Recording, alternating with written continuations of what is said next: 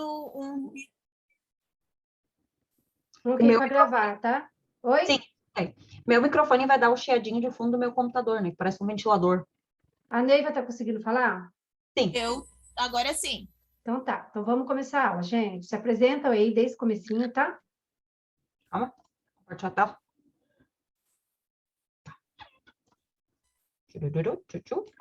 Quando aparecer para vocês, vocês me gritam. Tá aparecendo? Eu tô enxergando. Tá aparecendo assim. Muda o slide para ver. Tá, vamos lá.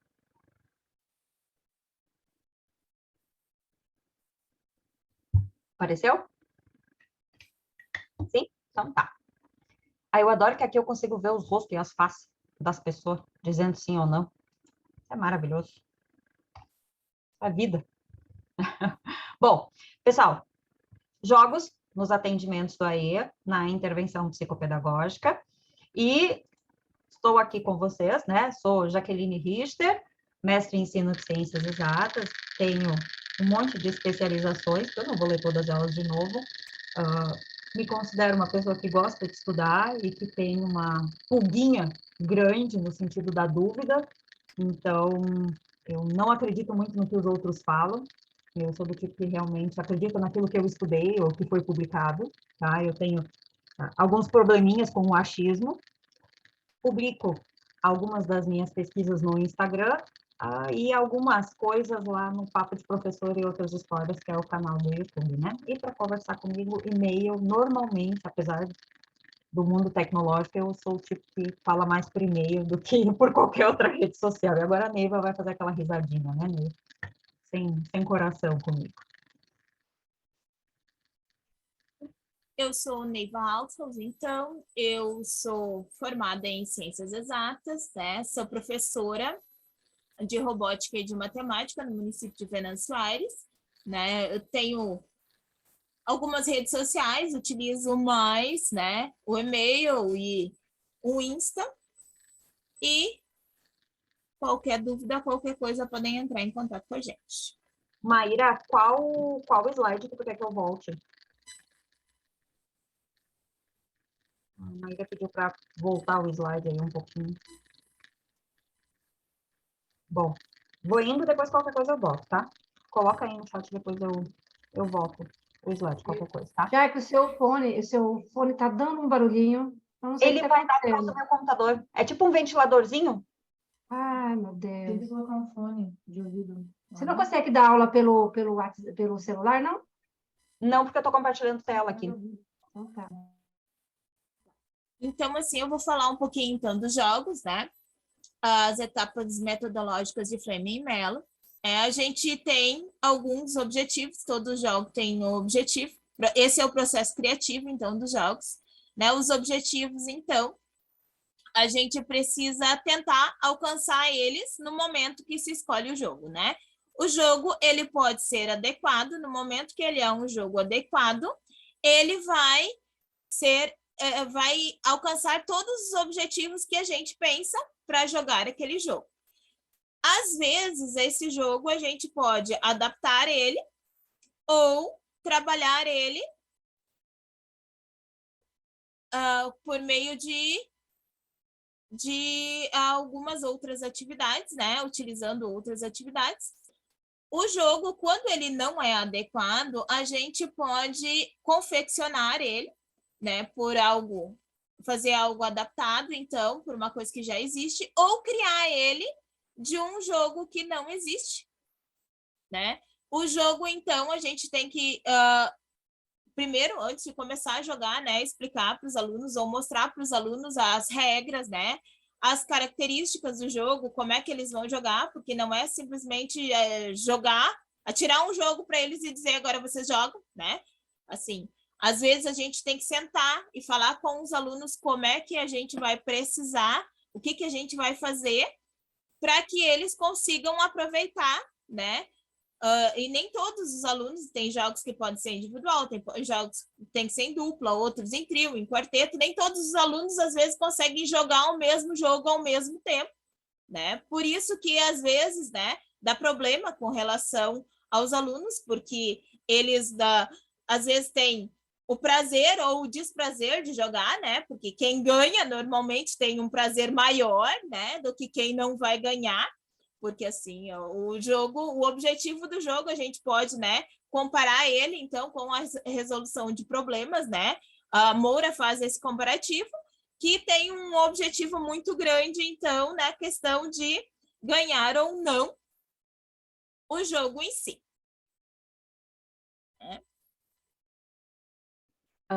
Rosemary, com relação a colocar o fone, eu uso câmera externa, porque eu uso computador de mesa, né? Então, provavelmente, se eu colocar o fone, vai dar problema na minha câmera. Mas Agora eu vou tentar... parou o barulhinho. Parou? Tá. Daqui a pouquinho o computador vai esquentar e vai fazer barulho de novo, tá? Porque meu computador é uma espaçonave. Bom, gente, assim, ó, a proposta de hoje, nós vamos pensar jogos nesse sentido, tá? Nós temos um objetivo, e com relação a esse objetivo, nós vamos utilizar jogos que são adequados para aquilo que a gente está procurando, não que o jogo seja adequado ou não, mas para o objetivo que foi traçado, aquele jogo é adequado. E alguns, o jogo, como ele foi criado, ele não é adequado, e aí a gente vai fazer uma criação, a gente vai fazer uma adaptação em cima do jogo, tá? Então, a gente vai trazer essas duas propostas, por quê? Porque dentro daquilo que se entende de PDI, de Plano de Desenvolvimento Individual, ou qualquer nome que a rede de vocês tenha, e eu descobri ontem, né, na aula de autismo da Rosemary, que algumas redes nem nome não tem, né, que algumas redes ainda não trabalham com essa questão do plano do estudante, mas quem é psicopedagoga, quem é neuro, já provavelmente, né, vai entender muito bem dessa proposta. O que acontece? No PDI do estudante, a gente elabora, né, objetivos que precisam ser alcançados com ele. Nossa ideia hoje é pensar objetivos para as habilidades matemáticas básicas. Então, nós pensamos jogos para cada uma das habilidades matemáticas básicas, né? Essas 7 que nós estudamos aqui, e jogos e formas de intervenção para alcançar objetivos destas habilidades, certo? Então, daqui a pouco a gente não vai responder todas as dúvidas de vocês na intervenção, porque eu nem sei se isso é humanamente possível. Não sei se alguém consegue alcançar tudo, né, dentro de uma intervenção, porque, né, o caminho é muito grande. Josiane, tu tá no celular ou no computador? Muitas vezes, quando a gente entra, ele tem uma mensagenzinha ali para a gente liberar o som, tá? O Zoom tem esse detalhezinho. Nós separamos os slides e nós deixamos hiperlinks dentro dos slides, tá? Então, aqueles que fizeram a inscrição pelo Even 3, né?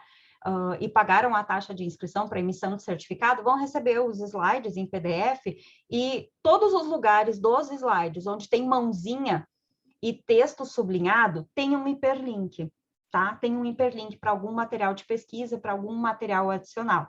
Então, aqui nós colocamos vídeos do Sérgio Lorenzato e do Manual da Brincadeira, explicando, vídeos curtinhos que explicam cada uma das habilidades matemáticas básicas que nós vamos trabalhar hoje, porque muitas vezes, assim, a gente hoje não vai explicar as habilidades matemáticas básicas, porque a gente veio para falar de intervenção, né? E aí, esqueci. E aí, Neiva? Esqueci. Falei que eu ia esquecer. Sorte que a Neiva tá ali com o zoinho, assim, né? O que acontece? Muitas pessoas acreditam, e alguns autores acabam muitas vezes até publicando, que as habilidades matemáticas básicas são hierárquicas. Ou seja, você constrói uma, constrói a outra, e assim, numa questão sucessiva. O que acontece, né, gente? Quando a gente fala assim, não está errado, tá? Não está errado.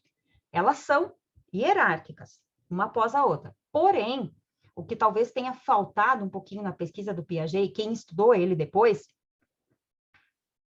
depois, Michele, a Rosemary coloca qualquer coisa aqui no chat, tá? O link para fazer o pagamento. Bem tranquilo, tá? Nem te preocupe. Eu perco a minha linha de raciocínio, né? Eu começo construindo a correspondência, tá? Toda criança vai construir a correspondência. A partir da correspondência, eu começo a fazer comparações. A partir das comparações, eu entro numa classificação. Depois de classificar, eu serio, né? E a ordenação e a seriação vem a partir dessa sequenciação. Depois de sequenciar, eu vou conseguir incluir dentro de um mesmo conjunto, e então, finalmente, eu conservo. Perfeito, né? Piaget traz isso, Constance Camille traz isso, e vários outros autores.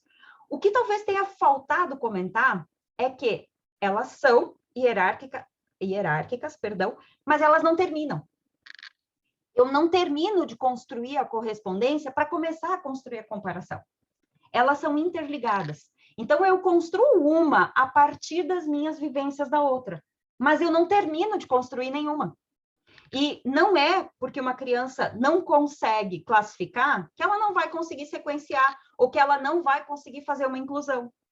E na educação especial, vocês vão perceber muitas vezes, né, quando vocês forem avaliar as habilidades matemáticas básicas, que vocês vão ter um aluno que, puxa, ele faz inclusão, mas caramba, ele foi super mal em correspondência. Cara, não faz sentido, a inclusão é a sexta habilidade, correspondência é a primeira. Como pode isso? Bom, porque elas são hierárquicas, mas elas não terminam. Ele teve uma mais estimulada do que a outra, tá? Dito isso, né, já falei demais, primeira habilidade matemática básica, correspondência, tá? E aí eu coloquei bem colorido aqui para a gente perceber a questão dos slides, tá? Sempre que tiver no slide o linkzinho do YouTube, é porque ali, quando vocês clicarem no PDF, tem um vídeo do YouTube explicando, tá? Tem Lorenzato explicando os jogos e as formas de intervenção e de percepção no atendimento educacional especializado ou com os alunos, como que poderia sondar ou estimular essa habilidade, tá?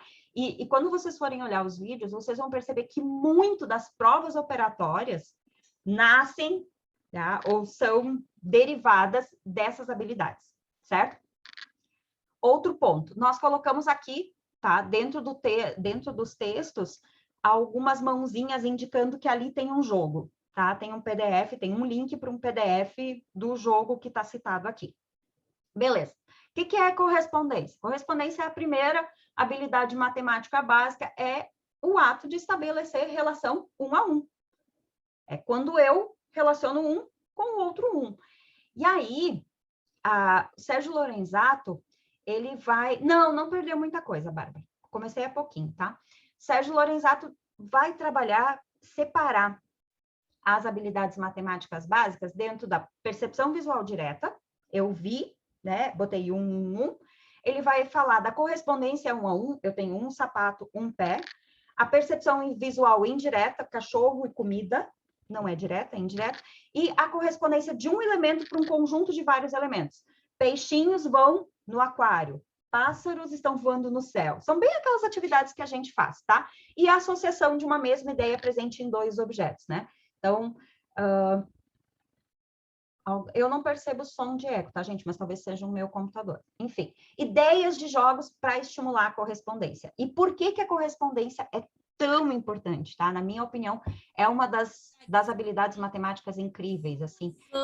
Suzana, por favor, fecha teu áudio, que pode ser... Ali que tá voltando o som. Eu não consigo fechar microfone aqui, eu acho, né? Porque eu não tô como... Pode deixar que eu controle o chat. Show.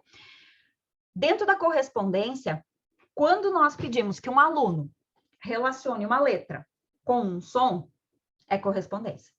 Quando eu quero que um estudante olhe para um algarismo, que é um símbolo, os números são símbolos.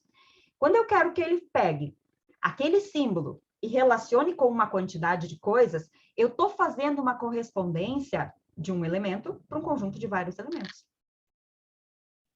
A correspondência é uma habilidade que é fundamental e, na minha opinião, deveria ser trabalhada todos os dias, a vida toda, tá? Como que eu trabalho correspondência na intervenção? Jogos que formam pares. O pote e a tampa. Para cada pé um sapato. Amarelo com amarelo, azul com azul, né? Elementos iguais com elementos diferentes, né? Dados de números, né? 5 vezes menino, 5 cachorro. Então, eu tenho 5 meninos diferentes, 5 cachorros diferentes, e tem que ligar os que são iguais. Aquelas atividades de ligue, né? Continuando, né? As atividades de percepção visual, direta, 1 a 1 ou indireta, aqueles desenhos misturados que a criança tem que identificar. Por exemplo, tem embaixo lá o pato, o cachorro, o gatinho. E lá em cima tem um montão de desenhos e a criança tem que procurar, tem que contar quantos gatos tem, quantos gatinhos tem. É uma atividade de intervenção, que é nesse sentido. Um elemento é um conjunto. Então, eu tenho um menino e esse menino só usa roupas amarelas. Então, eu vou pegar uma bermuda, uma camiseta para ele. Né? Eu vou fazer essa relação. Cachorro com ossinho, aquelas cartelas de quente e frio, onde a criança tem que olhar os objetos e separar, né? Fazer a correspondência. O que é quente, o que é frio. Tem alguns jogos que tem, até nos materiais de implantação das salas de recursos, se eu não me engano, vieram umas caixinhas de madeira, assim, para colocar, acho que se eu não me engano, eram as roupas conforme a estação do ano. Então, separar as roupas conforme a estação do ano é uma correspondência. Claro, dá para usar para outras habilidades também, mas também é uma correspondência. Aquelas cartelas que tem desenho e algarismo, a quantidade, né? Tem 5 cachorrinhos e o número 5. Jogos de memória são bons para fazer isso. Corresponder o nome da criança com a letra inicial, né? Então, nesse sentido. No material de implantação das salas de recursos, pelo menos as que eu trabalhei, veio uma caixinha, que é a caixinha mágica dos números. Não sei se vocês conhecem esse material. É uma caixa de MDF que vem com uns potinhos de plástico dentro, que tem em cima, em alto relevo, o número, né? E dentro tem as quantidades de presente. Gente, aquilo ali para fazer correspondência é fantástico. É incrível, assim, a exploração que a gente faz ali só não é perfeito porque não é cada número a mesma cor. Já pensou se todas as argolinhas, por exemplo, no 5, se eu não me engano, são as argolinhas, as pulseiras, se todas fossem da mesma cor, ia ser ainda melhor para fazer correspondência, que daria para ligar número, cor, número, quantidade. Mas o mundo não é perfeito, né? E a correspondência entre conjuntos diferentes. Essa correspondência entre conjuntos foi, por muito tempo, no ensino, era só o que se trabalhava, né? Está contido, não está contido? Quem foi alfabetizado aí pela matemática moderna viveu isso de forma terrível. Bom, aqui nós colocamos um conjunto de ideias, tá? De jogos, materiais e propostas para intervenção. O jogo da memória, esse aqui é um jogo da memória que é mamãe e filhinho, né? Aqueles adulto e filhote. Muito legal, porque a criança não vai só ligar a peça igual. Ele não vai só fazer a memória igual. Ele tem aqui uma memória, né? Ele vai ter que estabelecer uma relação. Essas cartinhas que tem o algarismo e a quantidade são muito bons. Isso aqui, não sei vocês, mas nas minhas salas de recursos, eu trabalho em 2, tá? Tem o pega-varetas. Só que, né, gente? Não sei as mesas de vocês, tá? Mas nas minhas escolas, a mesa balança. O pega-vareta é só pra gente brigar. Só da guerra, porque sempre a mesa balança, ou o chão, né, tá desnivelado, ou a mesa tá com o pé gasto. Então, a gente larga as varetas, o primeiro que mexe a perna, blá, blá, blá, blá, dá aquele briguedo. Então, assim, vamos usar o material, né? Aí vem muito aquilo que a Neiva dizia, né? Vamos adaptar para aquilo que eu preciso. É um palito, é bonito, é colorido, tem uma classificação de cor legal, vamos fazer correspondência. E aqui, quem inventou esse aqui, eu achei legal que ela colocou o logo dela em cima, né? O arroba dela. Ela fez uma correspondência já pensando no dado. Ela já fez aqui uma correspondência de cor. Analisa quantas coisas essa pessoa pensou numa atividade simples. É isopor, tá? É um quadradinho de isopor. Ela pintou com o canetão. A criança pega o palitinho, né? E vai fantástico. E aí, ela já fez a relação com o dado. E não sei se vocês têm na escola de vocês, se vocês conhecem, mas tem um dominó adaptado, que é um dominó em alto relevo, que ele tem exatamente essas cores. Não sei se vocês conhecem. Claro, aqui, né, o 9 não vai ter no dominó, mas o 6, se eu não me engano, é vermelho, o 5, se eu não me engano, é azul. Então, quando a gente cria jogos, eu gosto muito de manter um padrão de cor dentro daquilo que eu vou usar. Porque fazer a correspondência de cor também ajuda muito. Neiva, eu já vou deixar tu falar, tá? Calma. Algumas salas ganharam, outras não. eu tenho uma escola que recebeu esse material, a outra não, tá? Que é a caixinha dos numerais com pinos. Então, os números têm esses buraquinhos onde a criança enfia, né, o pininho de madeira representando, correspondendo à quantidade. É perfeito, porque fica o número e literalmente a quantidade grudada no número. Não tem como não corresponder certo aqui, né? Não tem como errar. E eu acho esse aqui uma fofurinha, assim, porque ela vai trabalhar com formas, cores, né? E a criança ainda vai ter que trabalhar com essa apreensão de corresponder no lugar certo. Então, super simples, né, gente? É um CD, grampo de roupa, pedaço de EVA. Então, nem sempre a gente precisa ter um material comprado, carésimo, para conseguir fazer uma boa intervenção. Claro que os materiais comprados e caros são lindos, maravilhosos e enchem os olhos e o coração, né?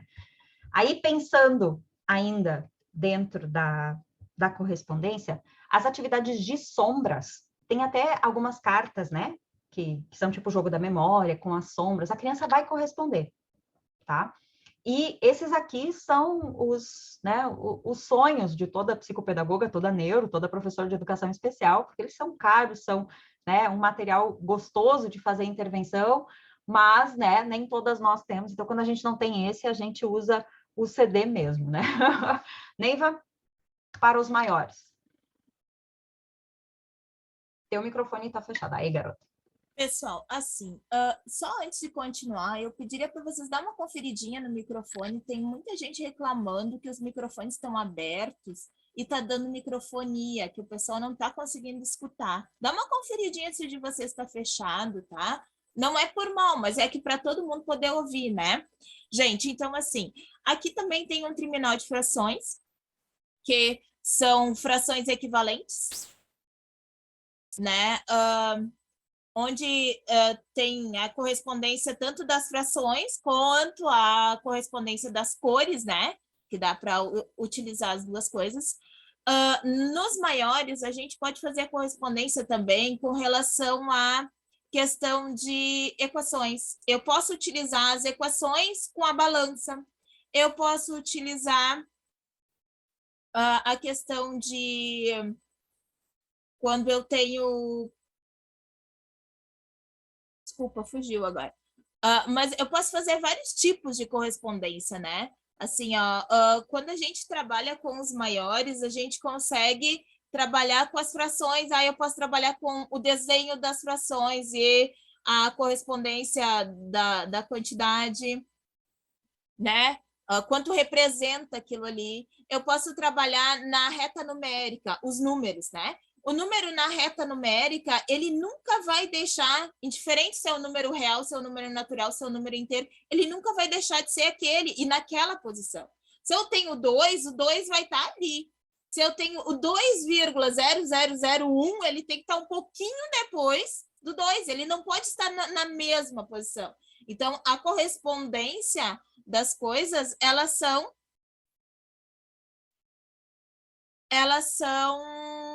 coisas diferentes, elas são coisas, né? A gente consegue visualizar a correspondência em vários lugares.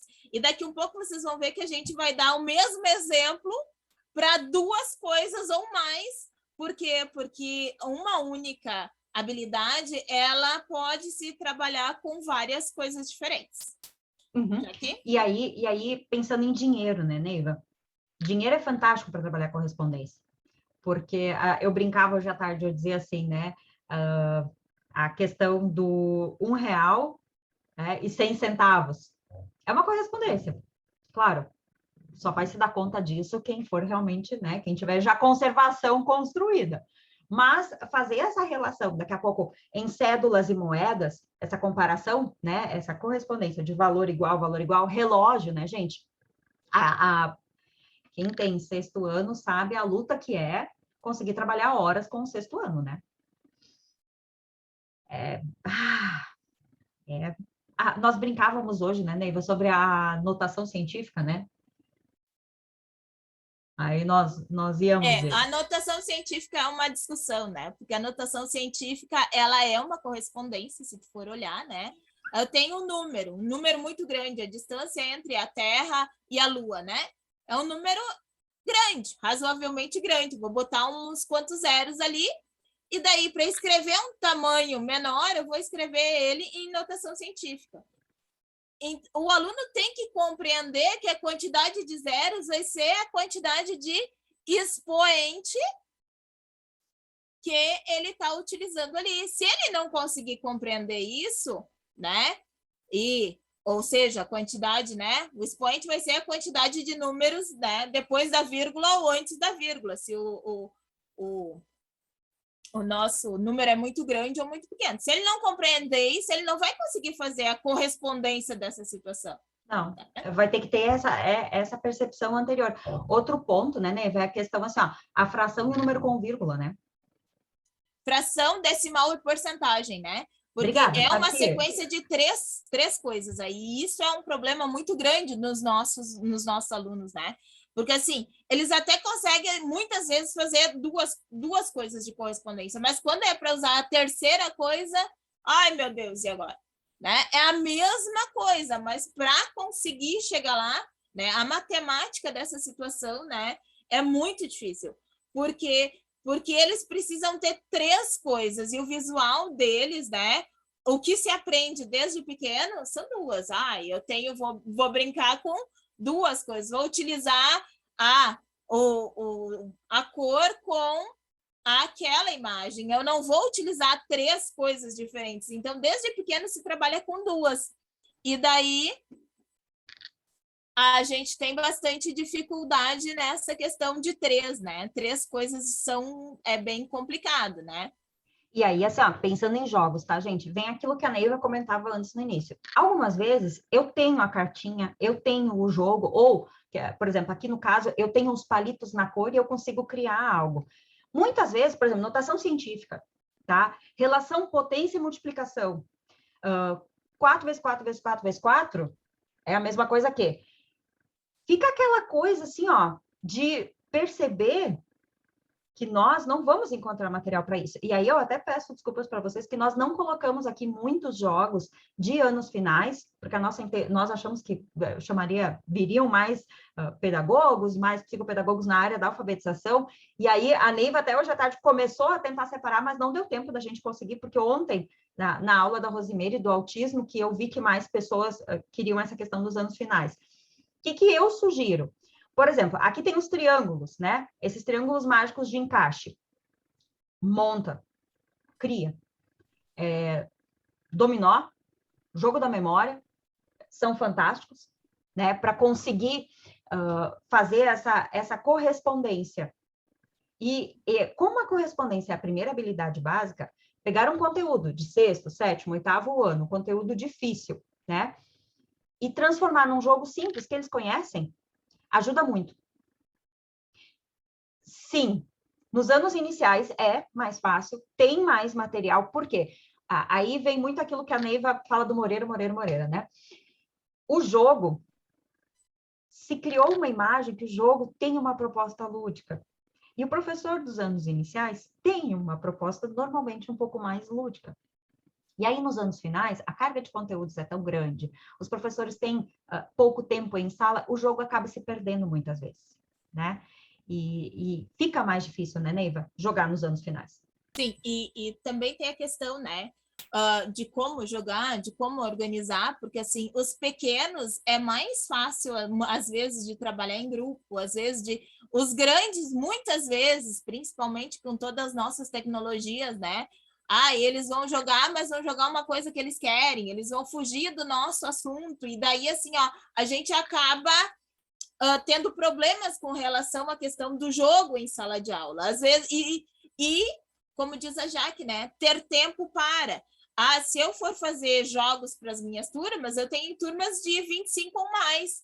Então, para fazer 4, grupos de 4 no mínimo, eu vou precisar de 6, 7 jogos para eles jogarem, né?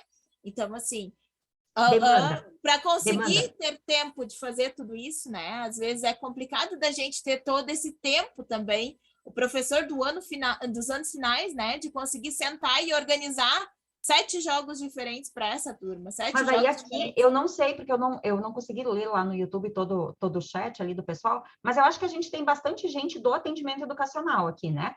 Acho que tem bastante psicopedagogo, neuropsicopedagogo, sala de recursos, né? E nós, querendo ou não, né, gente, eu vejo por mim, eu atendo alunos do pré ao 9º ano, tá? Eu faço um jogo só. Só que eu acabo tendo que criar todos. Por exemplo, na live do Uno que nós fizemos alguns dias atrás, tinha lá o Uno da radiciação, o Uno da potenciação. São coisas que eu achei nos grupos, alguns eu adaptei, outros eu usei ali, né? Como estão, e aí assim, ó, imprimo, guardo, volta e meia aparece um aluno que tem aquela dificuldade, eu puxo lá. Então, muitas vezes, por exemplo, o que eu gosto de fazer na correspondência com os anos finais? Adjetivo, verbo, substantivo. Um montão de imagens. Eu pego essas cartinhas de imagem aqui, tá? Essas cartinhas de imagem, eu faço correspondência com eles. Eu coloco, tá, beleza. Aí eu pego umas misturadas, porque aqui no caso teriam só animais, né? Quem virar substantivo tem que bater. Eu faço tipo como aquele lince de bater, o tapa certo. Só que com outras cartinhas. Eu uso a regra de um outro jogo nas peças que eu tenho ali disponíveis para mim. Então, acabo usando um jogo que eles já conhecem, ou a regra, o nome de um jogo que eles já conhecem, numa outra proposta. Com os anos finais, eu acabo fazendo isso, porque para quem atende muito... o Poppet é perfeito para criar quase tudo, né? Acho que dá para criar a vida dentro de um Poppet. Porque o que acontece? Não sei na realidade de vocês, mas na minha realidade, o aluno recebe o laudo, começa a sala de recursos, normalmente no 2º ano, tá? Dos anos iniciais. 3º, 4º, 5º, 6º, 7º, 8º, 9º. Se ele não reprovar nenhuma vez, ele vai ficar 7 anos comigo. Gente, eu não tenho jogo suficiente para jogar 7 anos com ele. E eu não compro jogo todo ano. Então, acaba que a gente tem que usar as mesmas cartas, o mesmo jogo, mas inventar umas regras e uma proposta diferente. Porque senão não tem o que fazer. Segunda habilidade matemática básica, comparação. É o ato de perceber semelhanças e diferenças. Pode parecer bobo? Pode. Mas quando vocês pegam uma carta e pedem para as crianças que elas digam o que tem de igual e diferente ali, vocês vão perceber que eles não conseguem elencar mais de 3. Não conseguem. Porque a nossa capacidade de comparação é muito curta, não é estimulada. Não é estimulada. Jogo dos 7 erros. É vida. Vida, né? E aí eu posso fazer um jogo de 7 erros de imagem, que nem a gente fez a vida toda, ou eu posso fazer ali um jogo de 7 erros com cálculos. Descubro o erro do cálculo. Monto um cálculo ali, como se fosse um quebra-cabeça, e descubro o erro. Né? Quem descobrir primeiro faz ponto. Então, tem um joguinho que eu gosto de jogar bastante, que muitas vezes eu jogo com os meus alunos, principalmente no reforço, é a questão do número escondido. O jogo do número escondido, porque daí eles têm que visualizar, os números estão muito...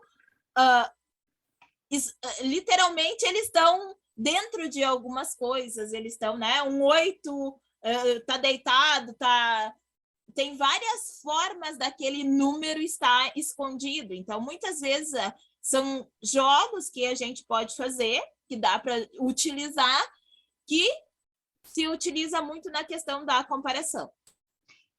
Para quem é psico, vocês trabalham muito com funções executivas, né? Vocês vão perceber que essas habilidades matemáticas básicas perpassam muitas funções executivas, tá? Eu vou falando, vocês vão dizer, não, mas peraí, isso é tal função executiva. Vocês vão perceber, e eu não vou entrar nessa área, porque a proposta hoje é matemática. 2 grupos de materiais distintos, onde há mais e onde há menos. Pedir que eles olhem e digam onde tem mais. Tipo, é proibido contar. Amo fazer isso com material dourado e com aquela caixinha dos números, tá? A caixinha mágica de números, eu espalho tudo, faço um bolo de um lado, com um anelzinho, com o baldinho, enfio o balde um dentro do outro, né, para sacanear, e daí do outro lado ali, onde tem mais? Eles precisam começar a ter esse conceito de comparação. Quem é mais alto? O triângulo possui 3 lados. Tá, quantos tem o quadrado? Vou pegar o material, e muitas vezes a gente usa os sólidos geométricos, a gente usa, né, figuras geométricas, a gente usa o plano, e nós não paramos, antes de começar a usar o material na sala com eles, para perceber, fazer essa comparação, essa percepção do material, de semelhanças e diferenças. A gente quer que eles saiam logo dizendo, classificando, vendo arestas. Vejam as arestas, os vértices. Ah, mas ele nunca pegou. E hoje à tarde eu brincava com a Neiva, dizia assim, olha as pontas. E ela disse, pelo amor de Deus, criatura, se tu falar ponta, eu entro pelo computador e eu te mato. Eu digo, não, para criança é ponta, é bicudo, é redondo, mas se ele nunca pegou, se ele nunca comparou, ele não vai perceber. E nós não estimulamos a comparação de objetos, a comparação da semelhança e diferença das coisas. Isso acaba, aqui, né, sempre. Os objetivos são, por exemplo, se a carta do Uno, tá? Peguei 2 cartas, tá? Uma amarela e uma azul. Beleza, o que tem de igual? Nada? Hã? Como não? São 2 cartas, as 2 têm números, as 2 têm a margem em branco, as 2 são no formato retangular. Cara, tem um monte de semelhança. Quais são as diferenças? Ah, uma tem esse número, a outra tem aquele número. Tá, beleza. Qual a outra diferença? Ah, uma é amarela, a outra é azul. Ok, mais alguma diferença? Não? Claro que sim. Uma tá na mão direita, a outra tá na mão esquerda. Então, perceber as diferenças. Eles precisam. Jogo de semelhanças e diferenças, então aqui está o link para quem depois tiver os slides. As histórias matemáticas, né? Eu tenho 3, você tem 6. Bah, o que dá para fazer para ficar igual? Gente, isso aqui quebra a cabeça deles, assim, ó, fantasticamente. Eu tenho R$5 e tu tem 7, tá? O que eu vou fazer para mim conseguir ficar com o mesmo dinheiro que tu? E aí, às vezes, alguns, né, que já estão raciocinando, vão dizer logo a resposta. Ah, preciso de tantos reais. Outros, não, mas aí vai dividir, sabe? Ah, a gente precisa ficar com a mesma quantidade. O que a gente vai fazer?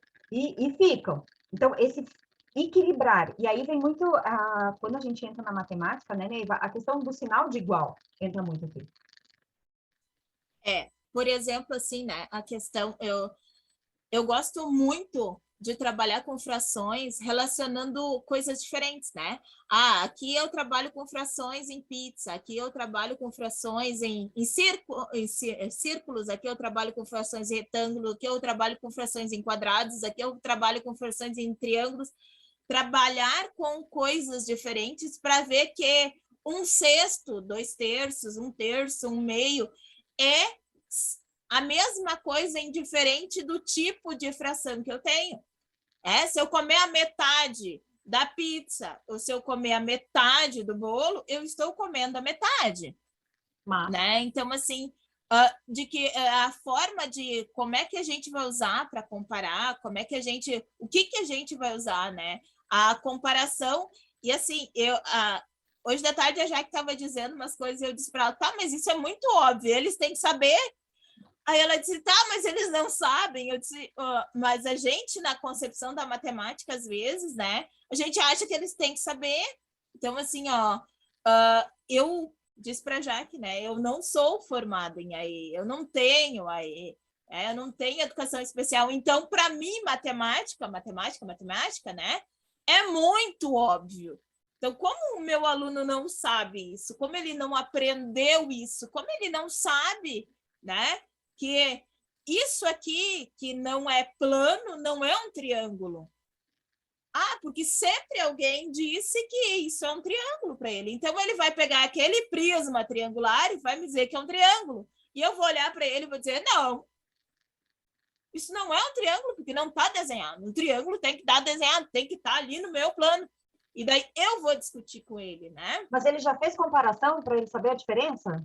Eu vou trazer um tangram para ele, vou mostrar para ele que tenho figuras geométricas iguais, que são triângulos de tamanhos diferentes, né?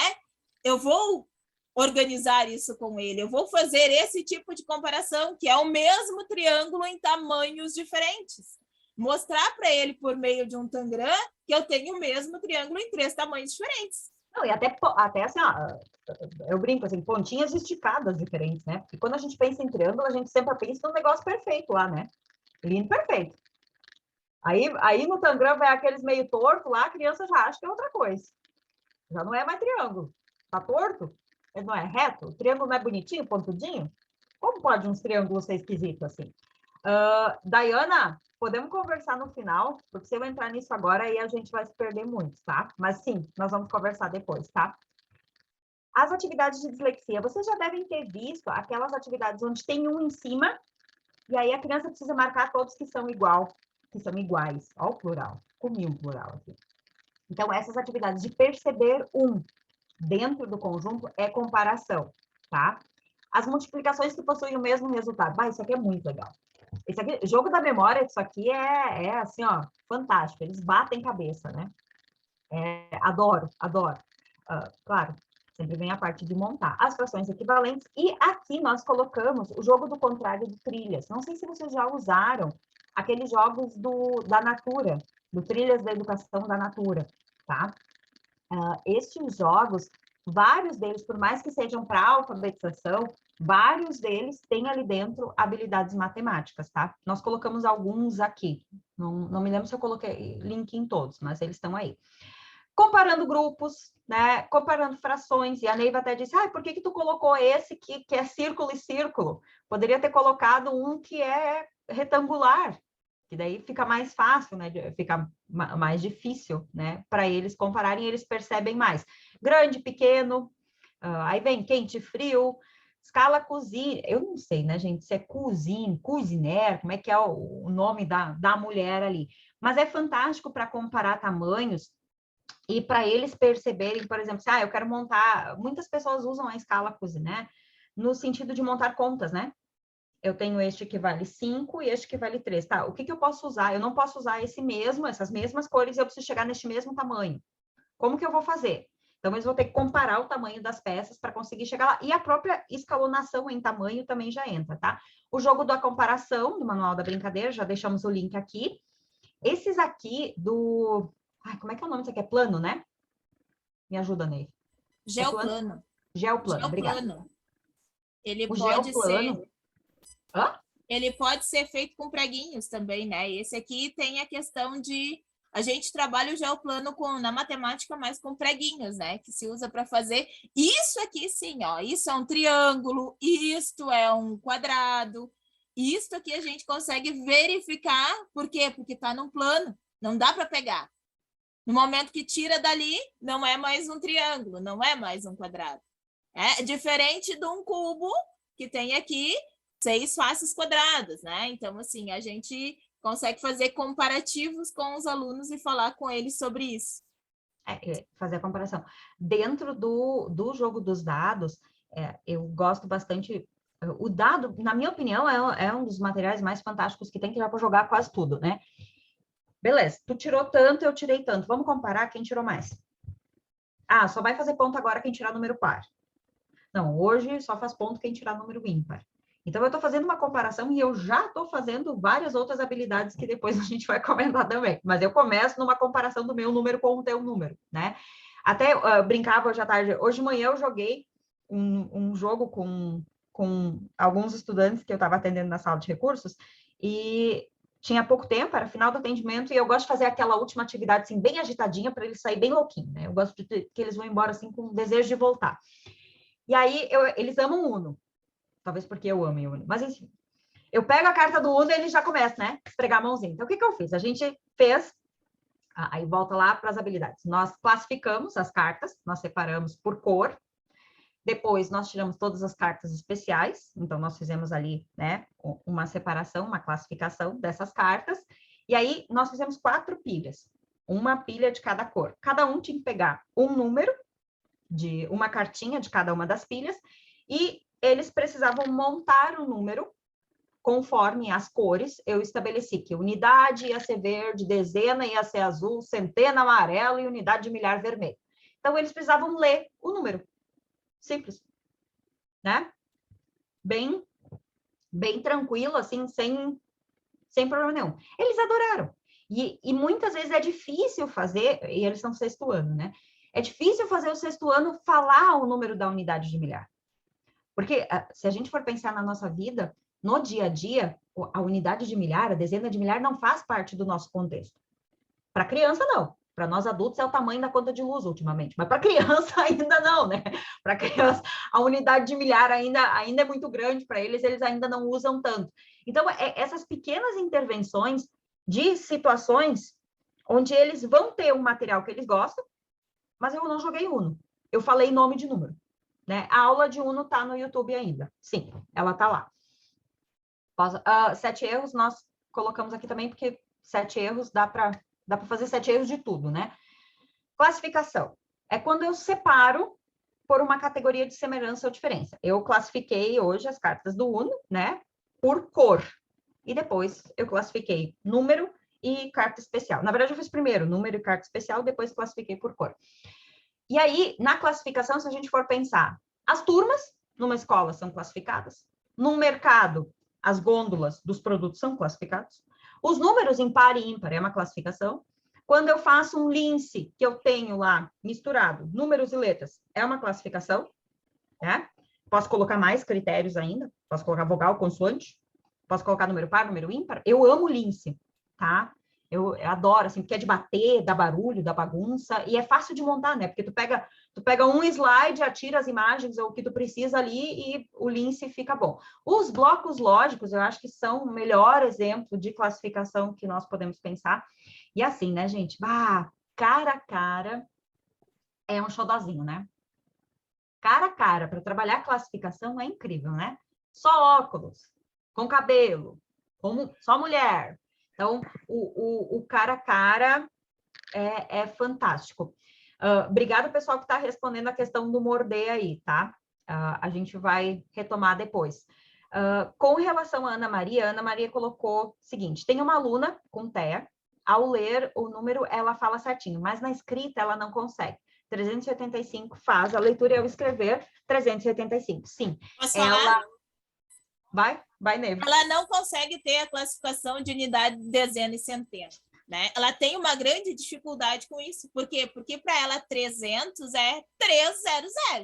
300 é 300, né, gente? Olha, fala 300. O 80, o 70, não tem certeza ali no que ela colocou, mas... É 85. O 80, ela sabe que é 80. E o 5 também, mas o 300 ela não consegue. Ela não conseguiu ainda ter a noção que 300, no momento que eu junto mais coisas, ela não compreendeu a centena. Então, eu imagino que a unidade de milhar, ela também não tenha nem a dezena de milhar, nem nada com relação a isso. Ela não conseguiu compreender. Ana Maria, por isso vamos que jogar ela um usa 30.085, tá? É uma questão dela de compreensão. Daqui um pouco, se tu trabalhar um pouco com o material dourado, para ela juntar os números, faz uma atividade com ela em separado daqui um pouco com o material dourado para montar os números, fazer a montagem dos números com a centena. Aí tu tá indo para inclusão, tu já foi lá para habilidade de inclusão. Não, eu estou trabalhando matemática, eu não estou trabalhando inclusão. Os meus alunos que têm dificuldade, eu utilizo material dourado. Por quê? Porque eu estou juntando algumas coisas que eu vejo que funciona, né? Se eu vejo que funciona, eu vou usar também. Não é porque eu estou na sala, não é porque eu estou na sala que eu vou deixar de utilizar com os meus alunos só porque eles não estão.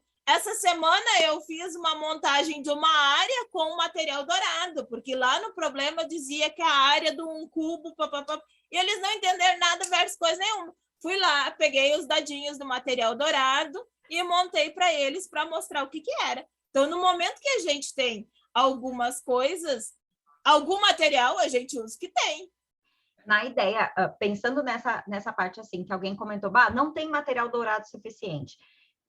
A maior parte das escolas vai ter uma caixinha por turma, né? E aí, assim, ó, a caixinha tem um bloco de unidade de milhar. Ai, que legal, eu tenho 30 alunos e eu tenho uma unidade de milhar. Fantástico, né? Dá para construir horrores. Não dá, não funciona. Nós, na sala de recursos e no atendimento psicopedagógico e neuropsico, a gente vive no paraíso porque a gente não precisa ter essa montoeira de coisas. O que eu sugiro? O ábaco. O ábaco é um pouco abstrato para eles. Eu não trouxe meu ábaco junto hoje, ele está na escola. Eu nunca consegui usar o ábaco normal em sala de aula, tá? O que eu fiz? Até a escola tinha bastante ábaco, porque ninguém gosta de ábaco, tá? Eu descobri que eu sou uma velha, né? Eu gosto de ábaco. Eu recortava com eles mesmo, tá? Número 1, recortava e colava nas pecinhas que seria o nosso número 1. Ali no ábaco, né? E aí eu recortava 10. Imprimia lá 10 para cada um, eles recortavam e colavam em todos os 10. O 100 no 100, o 1000 no 1000 e o 10.000 em todas as pecinhas 10.000. Então, quando a criança precisava falar, por exemplo, no caso dessa criança, né, 3.085, a gente montava no ábaco, 3 pecinhas de 1.000, 8 pecinhas, né, acho que era 385, né? Então, 3 pecinhas ali de 100, 8 pecinhas de 10 e as 5 pecinhas de unidade. E aí, antes da criança falar o nome do número, eu fazia ela contar para mim. 100, 200, 300. Quando ela já consegue fazer isso. Quando ela já passou da classificação e ela já consegue perceber isso. Porque quando ela ainda não construiu classificação, eu vou ter que voltar um pouquinho na correspondência para ela relacionar número e quantidade. Não adianta eu tá indo trabalhar centena quando ele ainda não está conseguindo, né, lá. E o problema de mostrar no coletivo Gente, se o coletivo funcionasse, vocês todos iam sair daqui hoje mestres em ensino de ciências exatas. Não funciona. Eu saberia tudo de matemática, eu nunca mais falaria em ponta e bico. Eu sou mestre em ensino de ciências exatas, eu ainda falo em ponta e bico. Eu ainda bato pé que notação científica é uma besteira. A Neiva quer me matar, mas eu ainda bato pé que notação científica é uma besteira. Olha lá, ela grita comigo, mas não faz mal. Eu tenho resiliência, eu tenho. Por quê? Eu assisti várias aulas, mas assistir não constrói conhecimento. E aí a gente entra em Gardner, né? Cada um tem as suas inteligências natas e cada um precisa desenvolver as inteligências que não são inatas. E aí, infelizmente, o sistema educacional, e eu não digo só brasileiro, eu falo a forma de se ensinar, talvez desde a Grécia Antiga, né? É um processo que é muito prazeroso para quem tá lá. Tipo, para mim, aqui tá... Gente, eu tô me divertindo horrores aqui hoje. Para mim tá fantástico. Alguns de vocês estão dormindo. Dá um saco para vocês. Mas, cara, eu tô me divertindo horrores. Assim, minha adrenalina tá 10.000. Porque para mim isso aqui é incrível. Mas não quer dizer que seja para vocês. Né? Sim, a professora de matemática tem que falar de arestas e vértices. Mas eu só falo de recursos. Eu falo de bico e ponta porque é o que eles conhecem. Tá? Mas daí depois, quando chega lá na minha aula, eles não sabem de nada que eu estou falando, porque a professora da sala de recursos fala de bico e ponta. Mas eu faço eles pegar os troços lá e ver que tem bico e tem ponta. E aí tá faltando eu fazer um jogo da memória lá de aresta, fazer das palavrinhas, o que significa na matemática, que nem eu fiz no português. No português eu fiz com eles, substantivo, o que é? Fazer o jogo da memória, né? Aquela memória do significado do que é cada coisa, tá? Eu vou fazer da matemática também, não te preocupe. Gente, aqui dentro da classificação, eu acho a classificação muito importante. Por quê? Quando a criança vai aprender a ler, ela precisa fazer uma classificação. Ela vai juntar aquela sílaba num processo de correspondência, ela vai comparar os sons do G, do J, do C, do S, e aí, para conseguir ler, ela faz uma classificação. Então, quando as pessoas ensinam alfabetização e não falam de matemática, meu coração palpita, né? Porque só aprende a ler quem tem as habilidades matemáticas básicas. Cara a cara é fantástico. Educação infantil ou material manipulativo. Beleza, tem um conjunto de materiais. Me dá só as amarelas. Me dá só as azuis. Alguém antes comentava aqui no chat sobre a questão da massinha de modelar, né? Que usava o palito e a cor. Sim, amo. Amo, amo, amo, amo. Grupos de cartas, animais e plantas. Separa na frente da criança ali, né? Animal, uma planta, animal, uma planta. Qual é a regra? Como é que eu classifiquei isso aqui? Todos os jogos, qual é o intruso, qual não pertence, são classificação. Tá? Coloquei só números pares, coloquei um ímpar lá no meio. Claro, isso aqui é para os maiores, né? Qual não pertence? Coloquei, sei lá, a gente falava hoje números primos, né, Neiva? É primos? Deixa o teu microfone aberto, toda vez fica abrindo. Sim, os primos. É que tá chovendo muito. Daqui a um pouco ninguém escuta por causa da chuva. Eu vi que estava batendo aqui na janela há pouco. A questão dos primos e dos múltiplos, né?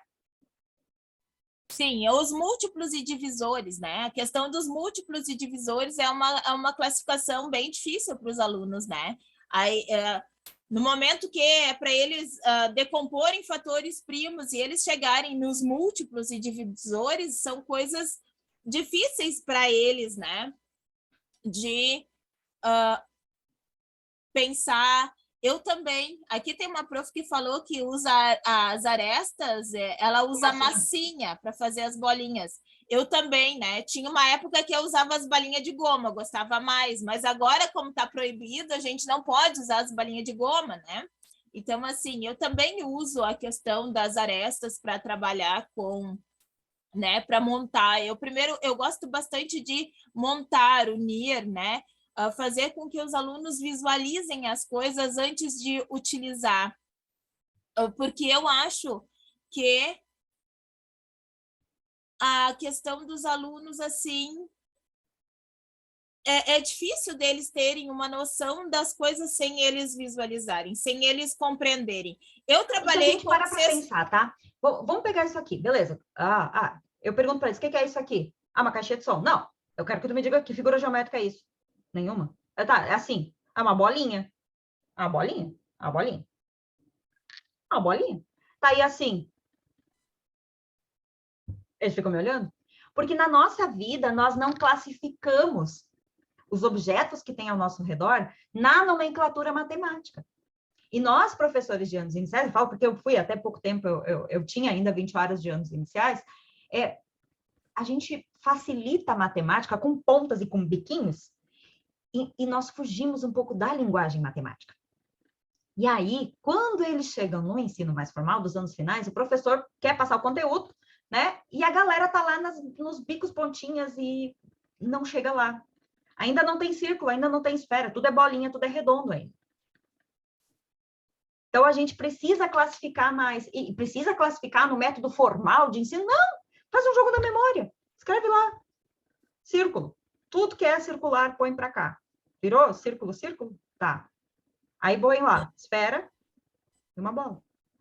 É um jogo da memória. Voltando, né? Vou voltar para o meu Tangram, Jaque. Vou voltar para o meu Tangram.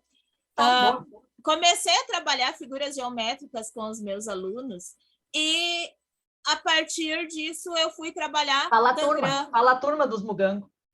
7º ano, né? Fui trabalhar o Tangram. A primeira coisa que eu fiz foi desenhar o Tangram com eles, fazer com que eles utilizassem tesoura, régua, recortar e desenhar, fazer o desenho numa folha, eles desenharem, recortarem, eles fazerem o Tangram. Aí comecei a fazer comparativos com eles, né? Pegar o Tangram. Primeiro eu deixei eles livres para montar o que queriam, o que eles queriam. Aí eu trouxe várias imagens que poderia ser montado, né? Trouxe várias coisas, tem uma infinidade de coisas. Eu passei slides e slides mostrando coisas para eles que poderia ser montado. Depois disso, eu fui fazer comparativos com eles. Agora vocês vão pegar essas peças de Tangram, 3 peças de Tangram e vão montar um quadrado. 3 peças de Tangram e vão montar um triângulo. Ai, mas que peça, Soura? Qual é que eu uso? Qual é que eu não uso? O que eu posso? O que eu não posso? Né? O que tu quiser. Mas tu tem que pegar dessas tuas 7, aí tu tem que pegar 3. Dessas tuas, tu tem que pegar 3. Né?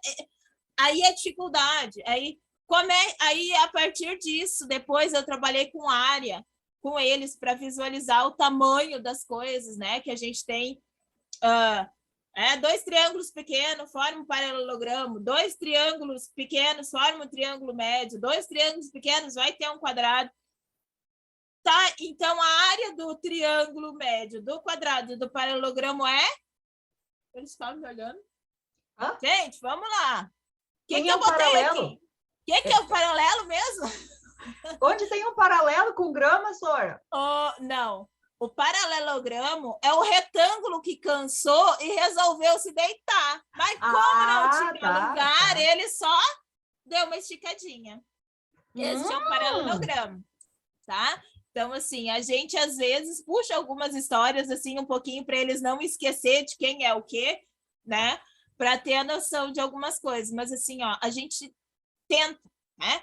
E eu tô fazendo pedagogia por essa questão, assim, porque eu quero pensar formas diferentes de ensinar o meu aluno, porque eu acho que a matemática não me ajuda em tudo que eu preciso. Então, eu vou para a pedagogia para tentar ver se a pedagogia vai me ajudar nas minhas dificuldades que eu estou tendo nas minhas aulas de matemática. Então, por isso que eu estou fazendo pedagogia, né? Então, às vezes Caminho a gente... inverso, né? O caminho inverso. A pessoa tá lá, né? Física, química, matemática. E agora, vamos lá, pedagogia. Bem. Fazer o quê? Assim, a gente... Eu acho que eu preciso compreender o meu aluno, né? Eu preciso entender o que ele pensa, e eu acho que as dificuldades dele, às vezes, não vêm do que eu estou explicando, do que eu estou... Porque eu preciso entender o que ele pensa, e para entender o que ele pensa, eu tenho que pegar... Eu imagino que eu tenho que pegar ele de pequeno. Talvez eu esteja enganada, né? Mas eu estou nesse meu pensamento. Nós deixamos aqui um trilhas, tá? Desse Trilhas da Natura, o Descubra um Invasor, a gente deixou aqui para vocês também depois conseguirem baixar ele direto no site. Não sei se vocês compraram, se vocês têm, eu tenho nas duas escolas, sou uma pessoa muito feliz, o Desafio das Cores. Gente, o Desafio das Cores, assim, é uma paixão da minha vida. É tudo de bom, é fantástico. Essas cartinhas aqui de separação silábica, de classificação dentro da palavra também são muito gostosas de usar. Lince, tá? Se eu tiver uma dica para qualquer conteúdo que vocês forem trabalhar na vida, façam a cartinha e atire as imagens no Lince, porque a gente vê para quem é da neuro aí, né? A Rosemary tá aí, vai agora entender que eu assisto às aulas dela. A mnemônica, né? O processo de ver, e quando eu uso o lúdico, eu consigo visualizar melhor. Então, mesmo que às vezes pareça bobo, eu colocar uma figura geométrica aqui na minha mão e colocar ela ali, mas tu faz o jogo pedindo que eles tenham que falar o nome daquela figura quando tu vira. Quem bater e falar, eles vão usar duas rotas, né? A rota linguística e a rota da imagem. Então, o Lince é gostoso nesse sentido. Eu gosto do Lince no sentido de verbalizar enquanto eu jogo, não só bater. Eu gosto do Lince, sim. Então, quando as crianças utilizam jogos na intervenção, quando, né, nós, psicopedagogos, neuropsicopedagogos, utilizamos os jogos, nós estamos trabalhando os órgãos sensoriais. Então, nós estamos trabalhando a visão, a audição, o tato, né? Então, quando nós ensinamos através do lúdico, geralmente as informações elas acabam não ficando na memória de curto prazo, elas acabam indo na memória de longo prazo, porque quando a criança aprende com prazer, com emoção, né, com alegria, então isso tem tudo a ver com os neurônios, né, os neurônios da leitura, os neurônios que vão ajudar essa criança a guardar, né? Nós temos o sistema límbico, nós temos o tálamo, o hipotálamo e o hipocampo. Então, essas informações chegam no sistema límbico através dos órgãos sensoriais e aí que são enviadas para o córtex pré-frontal, aonde se encontra a nossa memória de longo prazo e a criança consegue guardar na memória muito mais, né, através do lúdico e acaba não esquecendo e consegue resgatar depois de algum momento que ela precisa. E aí, às vezes, a criança depois responde sem pensar e ela vai dizer, nossa, eu acertei. Sim, porque tu jogou sobre isso. Tá ali, tá dentro de ti, em algum lugar, porque foi legal, foi bom e tu guardou. Blocos lógicos são vida, né, gente? Eu amo os blocos. Claro, esse aqui é um Lince, tá? Ele é um Lince de divisão em número, tá? E ele tem junto dentro os monstrinhos, então para dar aquela... Tem um pouco de matemática, um pouco de monstro. E aí tem as cartinhas de cor ainda junto dentro. Esse aqui eu não coloquei o link, tá? Porque eu não... Ele é pago, então eu acabei não... A gente tenta cuidar um pouquinho. Sequenciação. E aí, sequenciação, vocês vão ver que não tem linkzinho do YouTube, tá? Não tem videozinho explicando a sequenciação. Por quê? Para muitos autores, mesmo por Sérgio Lorenzato, se vocês olharem no livro do Sérgio Lorenzato, ele fala da importância da sequenciação. Mas na Carriola de Arquimedes, que é o canal do YouTube onde ele colocou os vídeos explicando cada uma das habilidades, ele não traz a sequenciação. Muitos autores têm dificuldade de trabalhar com a sequenciação, porque ela é um processo aleatório. Uma coisa vem depois da outra. Uma gota de chuva cai depois da outra, os alunos chegam na escola sem ordem, os números do bingo, o número sai do bingo sem ordem. Eu pego, eu sorteio letras lá no meu potinho de letras de forma aleatória, é uma sequenciação. Porém, quando eu não sequencio, eu não consigo ir adiante depois para fazer a ordenação e a seriação. E aí hoje eu brincava com a aula da Neiva, né, do Tangram, que ela começou essa aula do Tangram dela fazendo uma sequenciação. Eles fizeram um Tangram, recortaram um Tangram e montaram o que eles queriam, sem ordem, sem regra. Então, quando a gente faz essa manipulação, eu estou trabalhando com a sequenciação. Quando eu pego os blocos lógicos, coloco em cima da mesa e digo, dá uma olhada aí nesse material. O que tu acha dele? A criança vai olhando. A criança automaticamente não, porque nada é automático na matemática e no nosso desenvolvimento. Mas, por um processo de conhecimento social, a criança vai dando características e vai dando importâncias ou menos importância para aquele material. Quando eu pego as cartas do Uno, e essa criança nunca jogou Uno, tá? E ela vai manipulando aquelas cartas, ela vai percebendo características. Depois que ela percebeu as características, eu posso fazer uma seriação, uma ordenação, uma inclusão. Mas enquanto ela não manipulou, ela não sequenciou, ela não mexeu nesse material, não dá. E aí, para quem é pedagogo aqui, vocês sabem que muitos autores da pedagogia batem pé que a gente nunca inicia um conteúdo sem que a criança tenha visualizado, percebido, sentido, né? Tem aquele conhecimento prévio sobre. A sequenciação, nessa linguagem pedagógica, seria o conhecimento prévio. Eu não começo um jogo de bingo sem que a criança tenha manipulado as cartelas para ver o que vai ser sorteado e não tenha manipulado ali as pecinhas que vão ser sorteadas. Porque ela fica, a menos que ela já conheça esse material, né? Quando eu vou jogar um dominó, tá? Antes de eu jogar, eu normalmente tiro as peças para eles conhecerem as peças. Porque como que ele vai jogar um jogo comigo se ele não conhece as peças? O desafio das cores, tá? Antes de jogar o desafio das cores, eu normalmente peço para o meu aluno, eu coloco o desafio das cores em cima da mesa, eu digo, tira todas as pecinhas para mim. Ele faz uma sequenciação aleatória. Ele tira uma pecinha depois da outra. Alguns, e aí tem várias pessoas que trabalham com autistas aqui, eles já separam por cor, tá? Eles automaticamente já seriam e classificam. Outros, não, só tirar. Só tirar.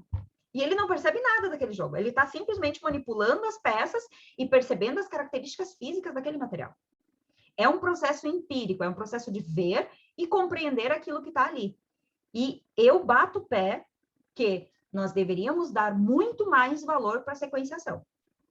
Porque ela é um processo de sondagem inicial, ela é um processo de manipulação necessário para que eu consiga depois dar alguma característica ou fazer alguma coisa com aquele material. Eu sofro um pouco que... O que para nós, né, é uma coisa óbvia. O pessoal da matemática olha e diz, mas isso ele tem que saber, né? Como é que ele não sabe isso? Como o meu aluno não aprendeu isso, né? Então, assim, para nós da matemática, a sequenciação é uma coisa muito lógica. É uma coisa que eles sabem. Que tem que entrar na sala um atrás do outro, né? Que não pode entrar que todo mundo de uma vez não passa ali naquela porta. Mas alguém parou para pensar? Por que eles sabem isso? Por que será que eles sabem isso? Porque eles sequenciaram em algum momento na vida? Ou porque, por experiência própria, foram 2, 3 passar ao mesmo tempo e todo mundo teve que voltar, né? Que entalou, que deu algum problema. Então, assim, alguma coisa... ou a gente tem as coisas por vivência, né? Ou alguém nos disse que tem que ser assim. Então, assim, algumas coisas para matemática é muito óbvio, né? Para que eu vou pedir isso? O que é, assim... para que eu vou pedir para ele manipular os triângulos, manipular a peça do Tangram, né? Às vezes, para a gente é tão óbvio para que pedir para eles isso, né? Eu trabalho com o Tangram lá no quarto, no quinto, no terceiro, no quarto, no quinto, no sexto. Lá no sétimo eu vou construir um Tangram. Mas por que tu vai construir um Tangram, professora, né? Assim, o meu objetivo inicial nem era construir um Tangram tanto pela manipulação, mas assim, para utilizar régua, para verificar medidas, né? A minha intenção era mais verificar a parte matemática da situação, né? Mas, consequentemente, uma coisa é uma consequência, uma coisa a partir da outra. A manipulação acaba sendo uma consequência da construção, muitas vezes. Gente, bingo é vida. Qualquer conteúdo. Eu sou a louca do bingo, né? Sempre. E eu sempre gostei. Agora, na sala de recursos, até que eu tenho outros materiais, eu não uso tanto. Mas em sala de aula, no ensino regular, eu sempre usei muito bingo. Porque eu sempre achei prático de fazer, não demandava tanto material, porque cada aluno tinha só a sua cartela. Eu vi uma professora, agora no início do ano, ela fez uma revisão com o 7º ano da questão da potenciação. Ela fez um bingo de potenciação com eles. Porque o que acontece na potenciação, né? 7 oitavos, né? Aí eles, não, 7 mais 8, não, 7 vezes 8, não, 7 no oitavo potência, como assim? Eles não sabem o nome das coisas na matemática. Então, no bingo, querendo ou não, tu nomeia. E é prazeroso. E aí vem os caminhos que a Rosimeire comentava antes, né? As rotas. Então, eu gosto do bingo no sentido assim, da criança, e é uma sequenciação aleatória, mas ela é uma sequenciação que nos prepara e que nos traz esse conhecimento. Essa pecinha de encaixe aqui, eu não sei se vocês usam muito, mas eu adoro, porque o povo passa trabalho para montar isso aqui, né? Eita, a gente tira tudo lá e o povo tenta. Ele não tem uma regra específica para ser montado. Cada criança monta de um jeito diferente. A regra não pode ficar espacinhos em branco. E é difícil. O Tetris é fantástico para trabalhar com a sequenciação, porque ele é aleatório. Todo bingo é um processo. Muitos trabalham com essa questão da motricidade fina com contas, né? Com pecinhas, com canudinhos, com massinha. Então, é um material legal de explorar um pouco com eles. Tá, mas por que tu escolheu essa cor? Eu só peguei essa cor. Não, beleza. Por quê, prof? Tinha que pensar? Não, tranquilo. Mas depois que tu faz uma vez a pergunta, aquilo fica na cabeça da criança. Então, muitas vezes o perguntar é fantástico. Seriação. Seriação tem vídeo. E vocês vão ver no vídeo, quem depois tiver os slides, né? Que eles falam seriação e sequenciação. Sequenciação e seriação, tá? Então, vem essa ressalva das minhas briguinhas pessoais aí. Sequências repetitivas, né? 2 peças repetidas mais um tributo. Um atributo, no caso. Adoro sequência. Amo seriar. E com todo o material possível, né? As sequências recursivas, aquelas fichas de sequência lógica das historinhas. Os materiais, as salas de recursos receberam várias daquelas caixinhas de madeira que tem a sequência lógica, assim, é fantástico. Aqui a caixinha mágica de números, eu gosto bastante, que eles ordenem primeiro as caixinhas, depois os materiais, depois coloca dentro. Então, a escala, né, de Cuisinart, o antes, o último, a esquerda, o alto. Aqui na seriação eu consigo trabalhar muitas coisas. Ordem crescente e decrescente, sempre, né? Seriar com uma regra, do mais grosso para o mais fino, do maior para o menor, do mais pesado para o mais leve, do mais baixo para o mais alto, né? Da mais escura para mais clara. Ordem alfabética com imagens. A ordem alfabética, vocês já pararam para pensar que a ordem alfabética, a ordem dos números é um processo de seriação? Vocês já tinham se dado conta que A, B, C, D, E, F, G é uma seriação? Com base em um critério? Que os números... Todas essas informações são todas pré-requisitos para uma possível alfabetização. Se as crianças não têm esses pré-requisitos de ordem crescente, de em cima, embaixo, atrás, na frente, alto, baixo, né? Essa sequenciação aí, ordem crescente, decrescente, tudo isso aí são o quê? São os pré-requisitos para a alfabetização, que está até mesmo no IAR, né? No protocolo do IAR. Sim, o IAR tem muito disso aqui, né? Intrínseco, não tá claro? E eu, assim, eu sou aquela louca que vou lá e compro o livro do IAR, porque eu acho que, né? Ele tem que falar. Eu não acredito que o Sérgio não falou. E ele não falou das habilidades matemáticas. Ele testa elas, ele dá um outro nome bonitinho para elas, e ele não diz que são habilidades matemáticas.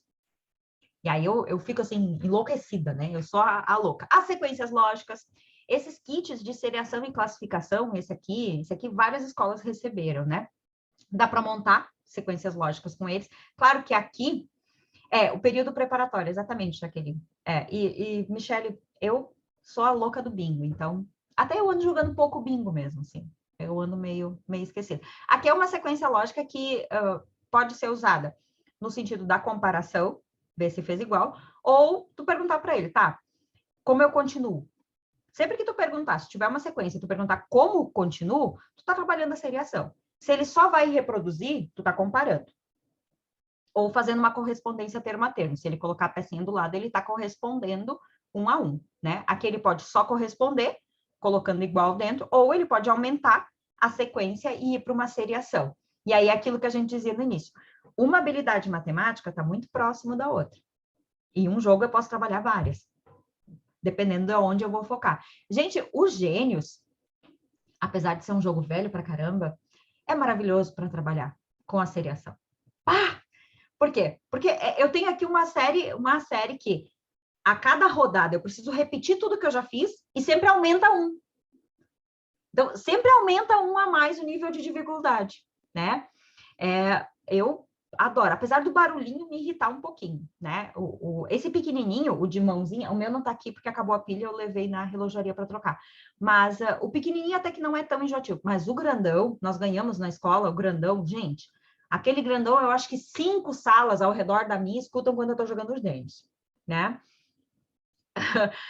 Porque o gênios é fantástico. Ah, sudoku, né? Esqueci. O sudoku é um processo de seriação, tá? E sudoku é vida, né? É um passatempo para nós adultos e uma tortura para as crianças, né? Meu Deus, como aquele povo se atrapalha no sudoku. É doido. Qual elemento não pertence à categoria, né? Fazer a inclusão aqui. Na inclusão, e aí a inclusão começa a vir naquela parte, assim, eu estou separando, né, as vogais dentro das letras. Eu estou separando os pares dentro de um conjunto de números. Eu estou separando as meninas dentro de um conjunto de pessoas. Eu estou separando, percebendo um dentro de um conjunto de iguais. Então, aqui, quando eu faço com cara a cara, eu preciso que ele perceba no conjunto de mulheres, as mulheres que estão de chapéu. As mulheres que estão de óculos. Então, eu tenho um conjunto só de mulheres, dentro do conjunto de pessoas, um conjunto de mulheres com óculos. Então, eu vou diminuindo essa inclusão até eu chegar no sujeito que eu quero, dos maiores, né? Então, quando eu trabalho com os tipos de retas, né? Eu tenho linhas. E aí eu vou afunilando. Eu brinco que a inclusão é muito o que fizeram com as especializações, né? Tu é pedagoga, aí tu tem alfabetização, aí tu tem especialização disso, especialização daquilo, aí tu faz um mestrado disso, tu faz doutorado daquilo. Cada vez vai diminuindo uma coisa dentro da outra. É muito isso aqui, tá? E aí o triste é que hoje em dia, como a inclusão é um tema em alta, a gente tenta pesquisar na internet, né? Jogos, atividades de inclusão, da habilidade matemática de inclusão, e não acha nada, né? Porque hoje a palavra inclusão foi vinculada a questão da inclusão na escola das pessoas com deficiência ou transtornos. Então, é maluco, assim, joga a palavra inclusão para ver o que cai lá. O jogo não cai. Não cai, tá? Sempre, qual é o intruso, entra na inclusão. Mas, tem que perguntar. Para desenvolver a inclusão, tem que ter a pergunta, tem que ter o questionamento, porque senão, ele acaba só fazendo uma seriação de um lá de dentro. Qual não pertence? Eu estou comparando. Né? São só bolinhas, tem um quadrado, o quadrado não pertence. Tá. Mas o que isso aqui tudo era? Como assim? E eles começam, né? Como assim? O que era?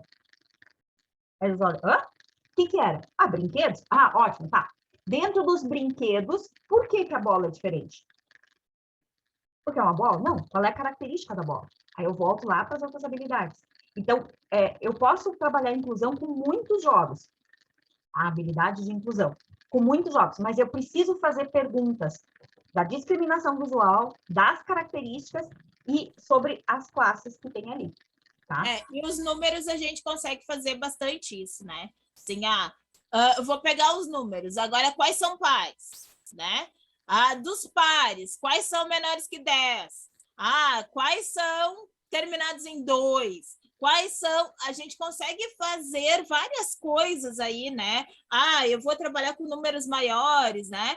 Dá para puxar várias coisas diferentes que dá para utilizar aqui na inclusão para os alunos, então, poderem verificar isso, né?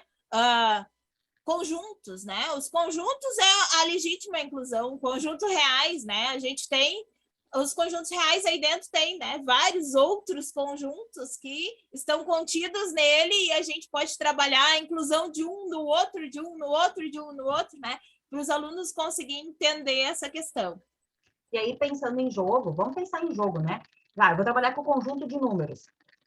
Me ajuda, Neiva. Esse eu nunca montei. Eu posso trabalhar com Lince? colocar tudo numa cartela e perguntar, eu quero só os inteiros? Pode, dá para trabalhar com stop, dá para trabalhar com várias coisas aqui, né?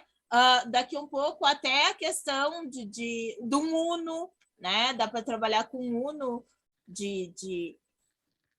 claro que muitas coisas a gente não vai poder utilizar a carta de acordo com como ela está, a gente vai ter que adaptar, a gente vai ter que tirar a questão das cartas, né, diferentes ali do Uno, mas assim, ó, dá para fazer várias coisas e utilizar várias coisas aí, né?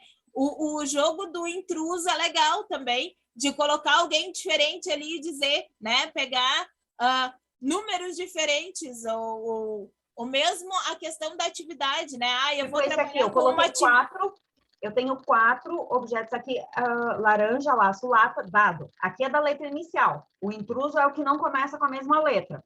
Eu poderia fazer de números. Sim, e também a questão de fazer cálculos que tenham o mesmo número, né? Eu posso fazer uma atividade com vários cálculos que a resposta dá, sei lá, 36, né? E daqui um pouco eu chego num cálculo que não dá 36. Então, qual é o intruso aí? Né? Eu posso utilizar outras formas de pensar, outras formas de utilizar, né? Nem sempre a mesma coisa, né? Os alunos, eu brinco às vezes, né? Que para nós, 3 vezes 5 é a mesma coisa que 5 vezes 3. E daí, às vezes, eles olham... Hã? Como assim? Eu sempre brinco, bota o número maior em cima quando tu vai fazer uma multiplicação.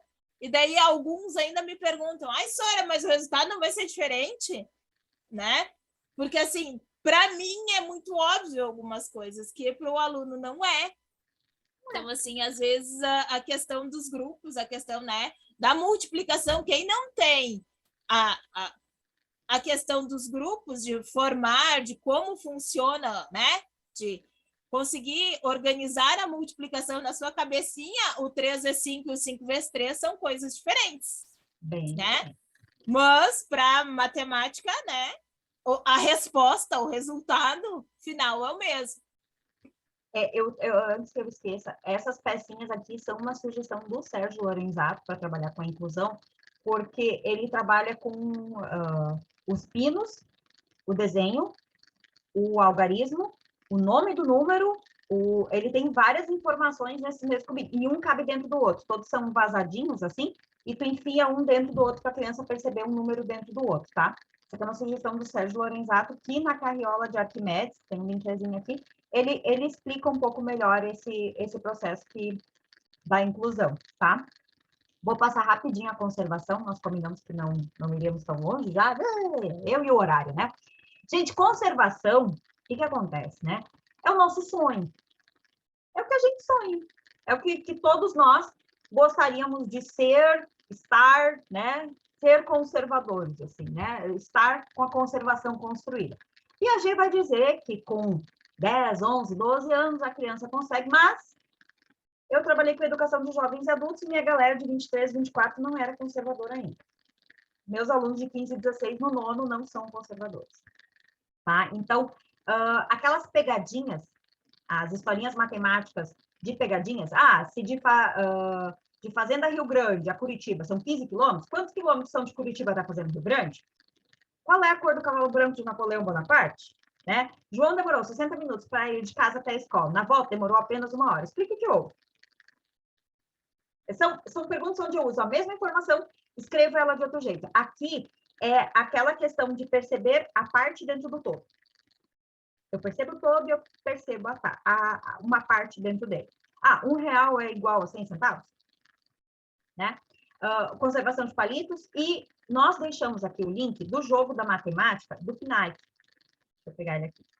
Aqui, esse aqui. Não sei se vocês conhecem esse livro, tá? Do Plano Nacional de Alfabetização na Idade Certa. Eu não lembro o ano desse livro, tá? Este livro, eu não sei dizer quantos jogos tem dentro, mas ele tem muitos jogos e todos eles trabalham esse conceito do todo e das partes. E muito dinheiro, muito dado. Esse aqui é um dos jogos que tem dentro dele, tá? Esse aqui também tem o link. Esses jogos de trilhas, que tem estratégia, esse aqui é a Ilha do Tesouro. né? Tem a Ilha do Tesouro, tem Detetive, esses jogos onde eu tenho um conjunto de informações e que eu preciso juntar todas elas para perceber uma partezinha dentro. São atividades de conservação, tá? Rosemary colocou aqui no chat, né? A questão do certificado. Então, para receber o certificado e o material, tem ali o link. E de onde surge toda essa nossa visão, né, Neiva? Neiva, quer falar da conservação antes de eu ir adiante? Prepara o horário. Sim, já estava falando com o microfone fechado. Gente, a conservação, né, na matemática, ela é uma coisa, às vezes, muito óbvia para a gente, né? Que a gente, assim, não tem muito, assim, de, o que eu vou... um triângulo sempre vai ser um triângulo, indiferente se ele tem 3 lados, né? Por exemplo, antes a Jaque estava dizendo que a gente trabalha muito com triângulo equilátero, né? Os 3 lados iguais, né? Se ensina lá nos anos iniciais que o triângulo só existe o equilátero, né?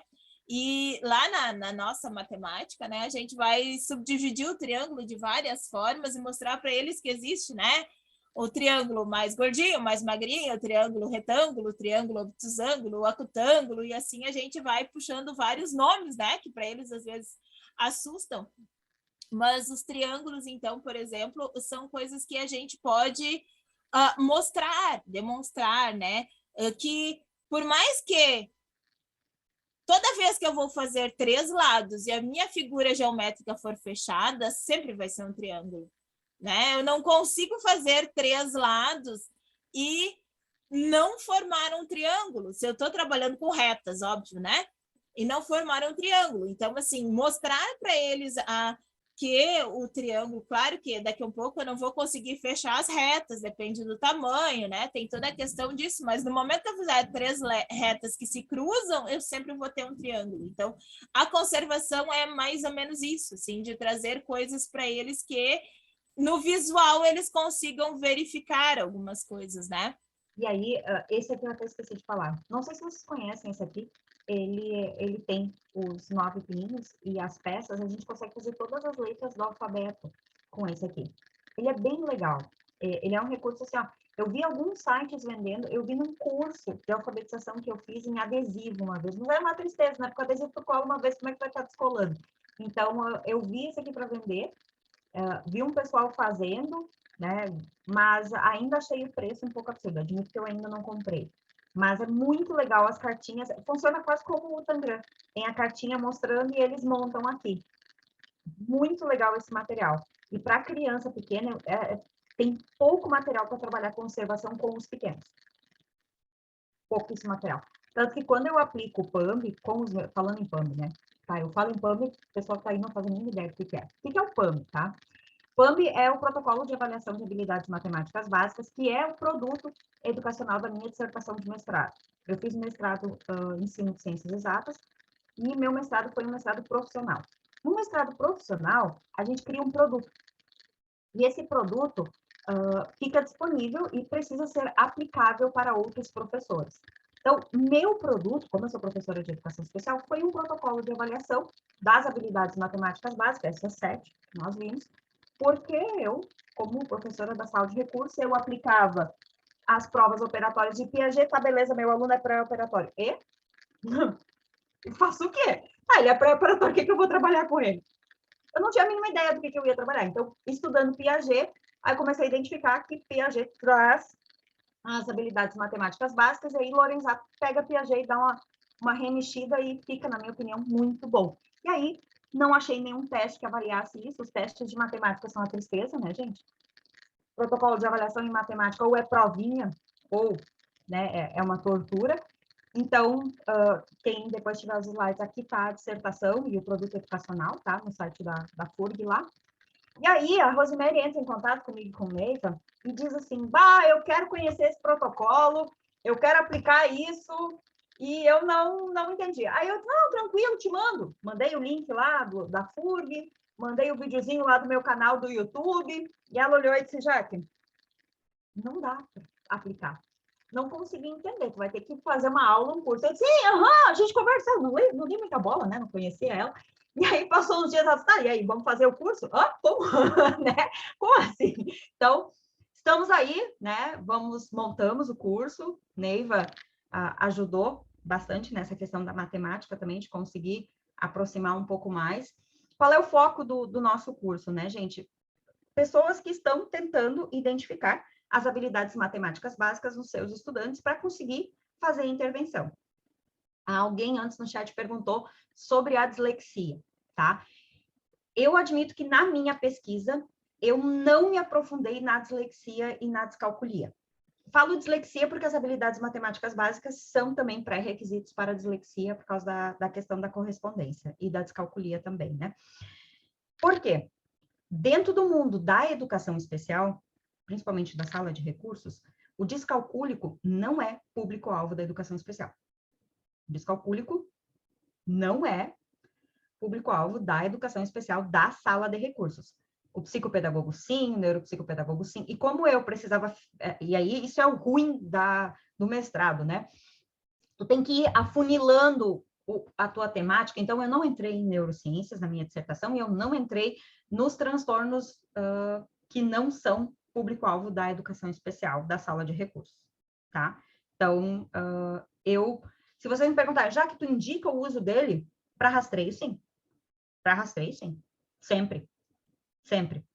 Eu já encaminhei estudantes porque eu suspeitava, né, da questão da descalculia, porque IAR, ele foi bem, fiz habilidade de leitura e escrita, ele foi bem, fiz audibilização, ele foi bem, fiz TCN, a criatura tinha idade de 1 ano, né, o TCN é o teste de conhecimento numérico, Okamoto e Corso, e aí eu disse, não, vou aplicar o PAMB.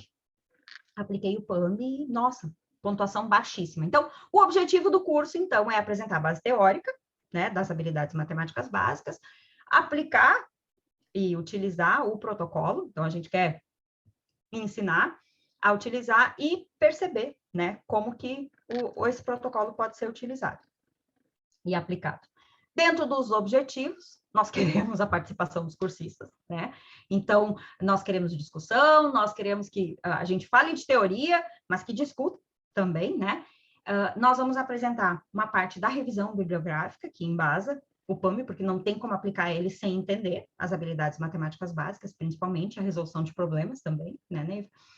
Compreender os tipos de conhecimento que a epistemologia genética traz, então, para conseguir perceber o que é conhecimento social, o que é conhecimento físico, a estrutura e a forma de aplicação e a correção do PAMB. Então, a gente vai apresentar o PAMB, como aplicar, como corrigir, todas as partezinhas bonitinho para todo mundo conseguir aplicar, né? E, claro, identificar e pensar a intervenção. Durante todo o processo, a gente precisa pensar na intervenção, porque esse é meu grande sofrimento quando a gente fala de testes, né? Ah, que legal, fiz um teste, fiz lá um cursinho do TDE. Tá, gastei uma fortuna, comprei um teste caro pra caramba, apliquei o teste com o meu estudante, com o meu aprendiz, meu paciente, e... Cri. Onde que eu vou fazer a intervenção? Então, eu, Jaqueline, sofro muito, porque eu estudo os testes, eu tenho o teste, mas eu não consigo utilizar o resultado deste teste para minha intervenção. Então, quando me perguntam assim, eu posso utilizar o PAMB num diagnóstico? Não. Não. O PAMB é um protocolo de rastreio. Tu vai identificar as habilidades que o teu estudante não construiu ou que está em processo de construção, tu vai aplicar uma intervenção nessas habilidades que ele está com defasagem e depois tu vai reaplicar o PAMB para te ver se ele melhorou ou não no gráfico, né? Então, a proposta principal é que o PAMB seja o teu instrumento para te poder comparar o estudante com ele mesmo, que é a prática baseada em evidências, né, gente? Então, eu não fiz o encaminhamento dele para o SATEPS, eu não fiz o quantitativo dele por idade, porque eu acho que QI, idade mental, é uma coisa muito delicada. Quando o Piaget diz, a conservação só se constrói com 10 e 11 anos. Beleza, a gente pega um autista que tem um hiperfoco na questão sensorial, física e visual, ele é conservador. Ele consegue ver o todo dentro das partes. Ele faz o PAMB, ele pode não ter nenhuma outra habilidade matemática, tá? Mas a conservação, ele acerta todas. Então, é um pouco disso, assim, eu não gosto muito de idade, tá? Eu gosto de pegar a criança, beleza, eu recebi ele no início do ano, a pontuação total dele era intermediário, ele tinha 45 pontos total de intermediário no PUP. Beleza, fiz intervenção, vi as áreas ali, as habilidades que ele não tinha muito boas, peguei, apliquei jogos, fiz atividade de intervenção, fiz perguntas específicas para ele, trabalhei com resolução de problemas, daqui a 6 meses eu reaplico o PAM. Olha aí, ó, chegou em 70. Tá bom? Não, não tá, mas melhorou. Melhorou, então...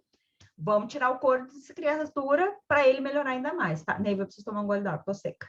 Gente, então, para isso, assim, ó, a gente convida vocês, né, para participar do curso. O curso tá com uma oferta especial até o dia 10, né? A gente tá com ele por R$49, né? Se fizer ele por Pix, ele sai por 140. Vocês podem utilizar o QR Code. O QR Code, desculpa, me fugiu, o QR Code para acessar, né? Ou entrar em contato com a Psicoensina, que eles também têm, né, a questão de encaminhar vocês. E assim, no PAMB a gente vai trabalhar com essa questão, né, de como aplicar, o que ele é, como faz para aplicar, e vamos utilizar também algumas estratégias para tentar solucionar, para tentar melhorar o índice desse estudante com a questão da resolução de problemas, né? O que a gente pode fazer por meio de formular problemas, por meio de resolver problemas, né? O que a gente pode tentar ajudar o nosso aluno para que eles consigam resolver os problemas e melhorar, então, a sua questão. Colocamos o cronograma das aulas, tá? Com todo o conteúdo programático, assim.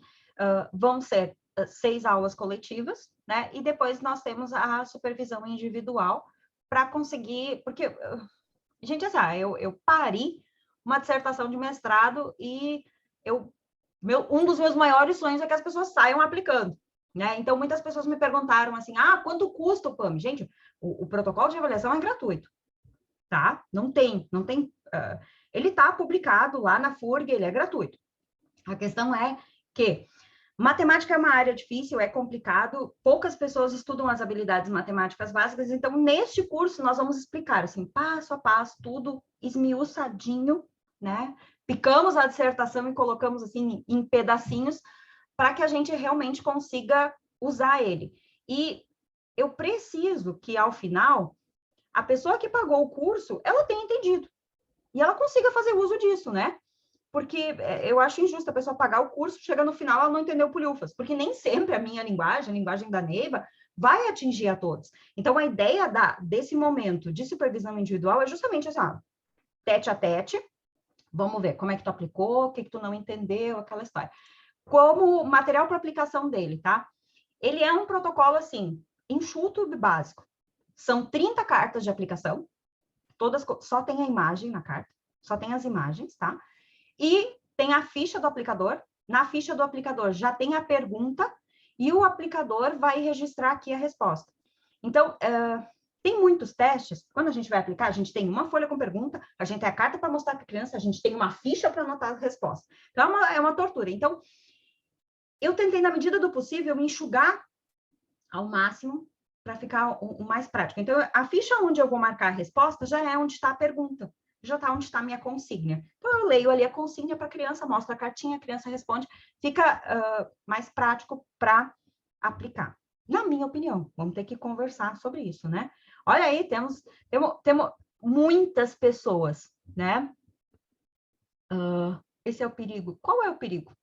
Boiei agora. Pessoal, quem tiver, alguém perguntou antes, eu estou tentando achar aqui no chat antes de eu ir adiante. Deixar as referências, quem quiser fazer print, tá? O perigo é de aplicar o protocolo. No momento que tu estava falando em aplicar o protocolo, né, que ele era grátis e coisa, a pessoa disse, esse é o perigo. O perigo é de eu fazer por mim mesmo, deu a entender. Tá. Sim. Eu só preciso voltar, se eu não me engano, foi a Daiane que colocou lá no início da noite um comentário sobre um estudante, um aprendente que morde, né? Deixa eu voltar lá em cima. eu não entendi, eu li na hora, mas assim, li olhando, né? Li olhando é bom, né? Li olhando, e aí tô tentando voltar lá. Se alguém achou aí, lê para mim. Rosimeire, se tu quiser ir colocando alguma coisa, se quiser fazer algum comentário enquanto eu vou achando aqui, e quem quiser colocar mais perguntas, gente, aproveita, tá? Somos de vocês agora. Porque assim, porque assim, é muito difícil achar um curso que ensina as habilidades básicas de matemática, né? E que eu trabalho com curso já há mais de 10 anos, eu percebo assim que as pessoas não têm muito interesse em aprender aprender fazer cursos quando é voltado para a área da matemática. Tanto que e aqui na minha cidade tem o Profamat, e é muito difícil formar turma para um curso que chama Profamat, né, que eu tenho aqui. Então assim, as pessoas não têm muito interesse, mas eu acho tão importante, porque eu sou psicopedagoga no atendimento educacional, né? Aliás, eu sou psicopedagoga na prefeitura, psicopedagoga institucional, e eu sinto muita falta de um curso assim, né? Para eu fazer um bom relatório, porque os relatórios são pautados no desenvolvimento do aluno, como o aluno vai se desenvolver, né?